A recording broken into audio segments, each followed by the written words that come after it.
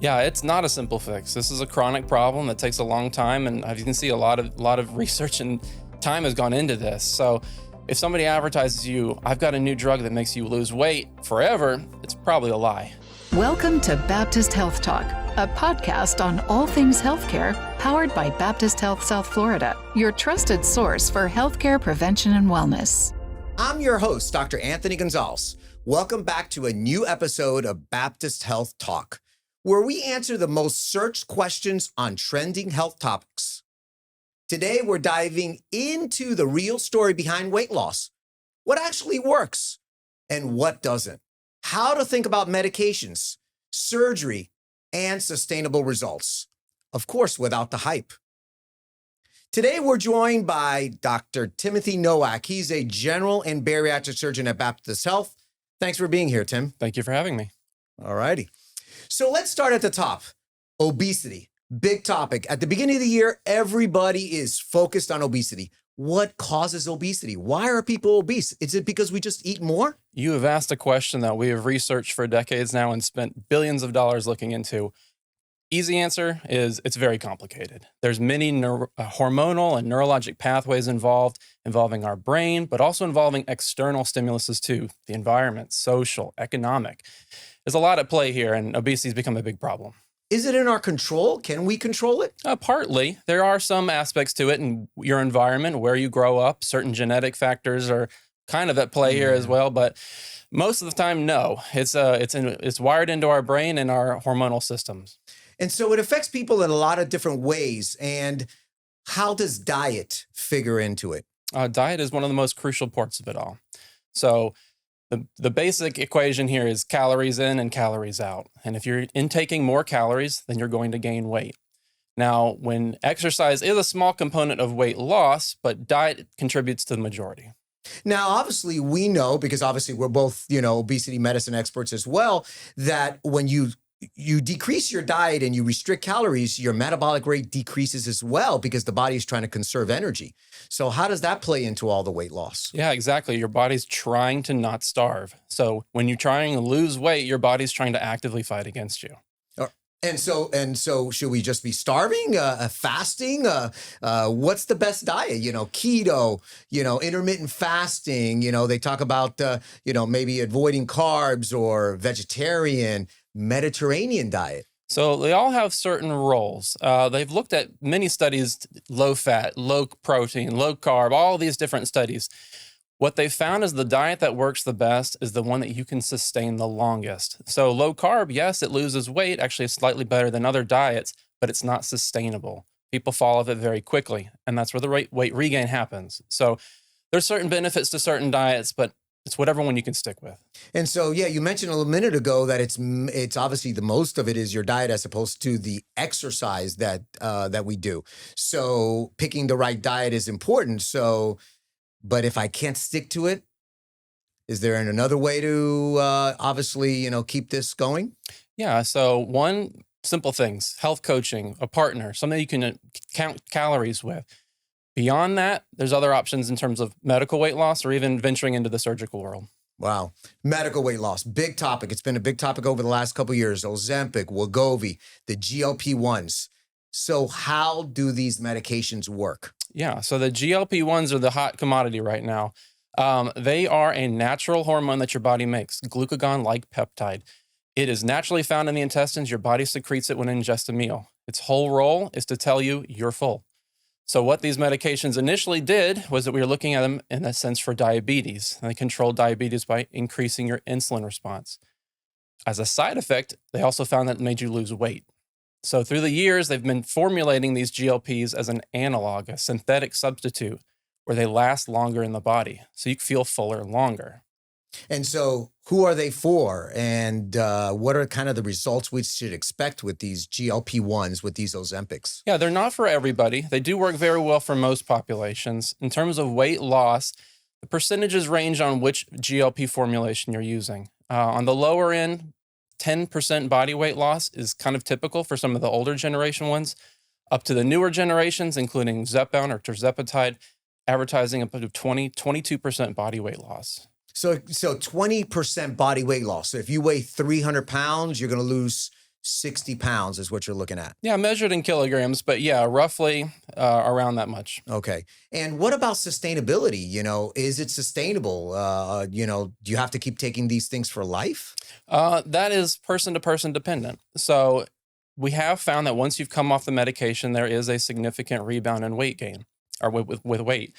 Do you regain all of it? Not necessarily. Some people have learned kind of the eating patterns they need to use to sustain their weight loss, but there is usually a rebound. Do you need to take the medication forever? That's up to you. So we've kind of figured out that some people like to come off of it cold turkey. That's okay. Those people regain weight the most, or we can wean the dosage down. Or for some people, it's more like a chronic medication that they take. So I liken it to blood pressure. Once you get your blood pressure controlled, do you come off your medication? No, you take it because it's working. So obesity is similar to that. It's a chronic condition. It's a chronic disease. Yeah, I think that's the most important point. People realize they think obesity is, you just fix it. And like I tell patients all the time in bariatric surgery, we can cure cancer. We can take out somebody's colon and cure their cancer, but we can't cure obesity. It's a lifelong disease. It's a chronic progressive condition, and they have to be on some type of treatment, whether it's like you mentioned, the medication or, dietary changes. Now, medication without complications, side effects, every medication, acetaminophen, the simple Tylenol, could damage your liver. What are the side effects of these medications? Mostly they're benign. I see a little bit of fatigue, a little nausea, and constipation in people that are taking their initial doses. Nausea is probably the biggest one. The whole point of the medication is that it's slowing how fast your stomach empties. It keeps you fuller longer. Well, if you haven't learned the eating patterns you need yet and what your true portion sizes are while on the medication, you're going to feel sick because your stomach is full.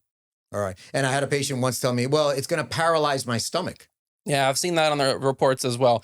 Only a few documented cases, and those were people that were already diabetic, so already had a history of predisposition to gastroparesis, that slowing of the stomach. But actually, when you're on the medication, it causes gastroparesis, right? In effect, it slows down your digestion. Correct. But the news stories were people that were not taking the medication, and it was a lasting result after being on the medication. I just don't see it. All right. And so who is it for? Who is it not for? Is there an age limit? High blood pressure. I have a heart attack history. My kidneys are nearly failing, doctor. Should I be taking this medication? So starting simple from the first little bit of it. Age 18 plus. There is some indications for pediatrics, 12 and over for Wegovy. For the majority, 18 plus. Is it for everyone? Not necessarily. Like I mentioned, some side effects are more impactful on other people. So the people that can't tolerate it, don't take it. If you don't see a response, there are non-responders to the medication. After about 3 months, we stop it. It's just not for you. Your body doesn't work that way. And then the number one thing is, are you a candidate for it? We look at your BMI first. That's your weight and your height kind of formulated into a number for us. Anything over BMI 27 kind of qualifies for the medication. That is in the overweight to obese range. And then upper limits of it. You have to have some kind of realistic expectation of what these medications can do for you. If you're an upper BMI, 40s and above, these medications are good. They're going to help you lose weight. They're not going to get you down into the healthy or normal weight range, though. I think, and what about interaction with other medications? Minimal. Is minimal? Yeah, okay. Minimal. These are injections. They're actually well metabolized. They're actually indicated for people with renal disease. Wegovy got FDA approval for that and clearance for that in 2025. So they're indicated for certain populations. So minimal interactions. Other weight loss medications beyond the GLP-1s, the oral formulations, Contrave, things like that.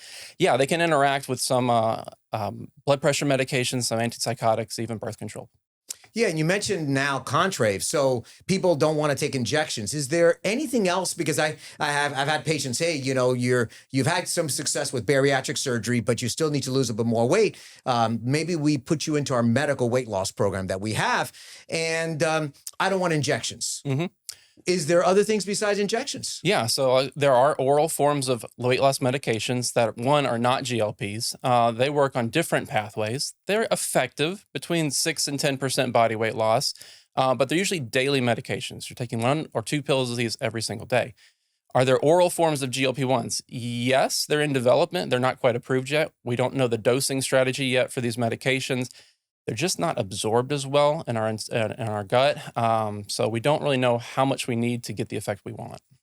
So it seems like to me that there's no simple fix. This is not like a do-it-yourself, right? I mean, we see this on social media. We see this on the internet, these clinics, and you can just call somebody and over the phone, you get prescribed a, kind of homemade medication. What about that? Yeah, it's not a simple fix. This is a chronic problem that takes a long time. And as you can see, a lot of research and time has gone into this. So if somebody advertises you, I've got a new drug that makes you lose weight forever, it's probably a lie. So these clinics that you see online, yeah, they're good. They're advertising these drugs that we're coming up with, but they're doing it in kind of a hasty manner. They're trying to churn you through as a product. So you don't get the clinic follow that you need. You're not getting the guidance on diet and nutrition. You're not getting the dosage regulation and changes that you want. It's just kind of a prescription, write it and say bye-bye. And what about doctors? What type of doctor should I be seeing, for this type of care? Do I have to see an obesity medicine specialist, my primary physician, endocrinologist? I've seen even gynecologists being involved in this as well. No, all walks of life can help prescribe these medications. You don't necessarily need an obesity medicine specialist. The benefit of doing an obesity medicine clinic or a weight management clinic is that these are the doctors that are up to date the most. We've done the most training. We keep up to date on all the latest research and products as well. But anyone can help write these prescriptions if they feel knowledgeable. And is there an age limit, or a health limit, like somebody we wouldn't, give it to? Not necessarily. There's no really upper bounds to it. You just have to be able to do the self-injection or have a family or friend do it for you. But for most people, it's really not contraindicated otherwise. All right. So we've tried medication and it doesn't work. Or you made a comment earlier, my BMI is 50 or 60. When your BMI is 60, you're like 200 pounds overweight. So we have to go to surgery. Talk to us about, how do we decide that? How do you decide that? Yeah, it's not like you have to go to surgery. It's an option. It kind of opens up for you if you want to get more of that impactful weight loss. So we look at your BMI, and like I said before, above a certain percentile, it's just not feasible to get down where you need to with medications. But surgery offers more percentile weight loss. Figure with the medications, up to about 20% currently. The gastric bypass ranges around 35% total body weight loss. Some of the more advanced procedures, like a duodenal switch, up to 40% body weight loss. So you can hit the higher numbers with surgical procedures. And let's talk about the surgical procedures just in general terms. What did they do? You're taking out my stomach, or, explain in simple terms for us. Well, there's two variations. One is what we call malabsorptive. You're just not absorbing the calories that you're ingesting. And two, the second one is more of a limiting factor. We're restricting how much food you can actually ingest. So the two options that are primary out there right now are the gastric sleeve and the gastric bypass. The sleeve is more restrictive. We're just making the stomach smaller. You're not rerouting the intestines. For patients, they make it seem like it's less invasive. It's a good procedure. It helps you lose weight. Maybe not as dramatic as the gastric bypass can do, but it is for some people. And the gastric bypass is similar. It makes your stomach smaller, but it also has a malabsorptive factor as well. All right. So bariatric surgery has been around for over 50 years. A lot of people have had bariatric surgery, some good, some bad. I've regained some weight. Can I go on to medical weight loss? Should I have another bariatric procedure? What should I be doing? You are a candidate, even if you've had bariatric surgery, to try medical weight loss. There's actually good data out there right now that says that should be the first thing you try. You have better responses than revisional surgery than with medical therapy first. All right. And all the medications or options, are available to those type of For the most part, bariatric patients? Yeah. For the most part, we'll tailor it individually based on what your other health factors are. But for the most part, yes. All right. So whether we're talking about surgery or medication, talk to me. We've talked about the percent of total body weight loss, but let's talk a little bit about the health benefits, right? You made a comment like indication of some of these medications for renal failure patients. We know that there's been an indication for some of these medications for sleep apnea. So talk about, how their health improves, because at the end of the day, obesity is the second most preventable cause of early death, right? After cigarette smoking. So, but the reason obesity kills you is because of the medical problems it causes, right? So what are some of the health benefits of losing weight, whether it be medication or surgery? Yeah, you've named a few already. There's quite improvements in your sleep, your coronary artery disease, heart strain, heart failure, some of those reductions as well. Beyond that, simple things. Reflux, acid reflux get better with weight loss. Blood pressure gets better with weight loss. Bone density, bone mineral density, and osteoporosis, that improves with weight loss. Even so much as like with bariatric surgery, we see improvements in diabetes, almost sometimes even a remission of type 2 diabetes after weight loss. What about cancer risk? A cancer risk decreases as Yeah. well. There's certain cancers that are weight dependent. Yeah, we've seen that as well. Breast, endometrial, Mhm. uterine cancer, prostate cancer in the men. No doubt about that we see that that cancer goes away.